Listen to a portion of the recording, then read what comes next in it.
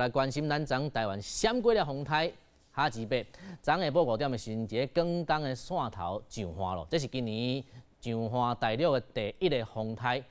哈吉贝上花的时阵上大风力高级，目前虽然还未传出重大灾情，但是大陆气象单位嘛表示今仔日上半日的广东甲福建拢是大风大雨，这上强风力会到10级，落雨的量呢嘛是大雨的顶级。沿海地区民众上惊的就是大雨升水灾，所以大家即马真烦恼，赶紧的即个渔船啊，驶入去即个渔港内底来避风影啦。另外，风景区全部拢关门，含火车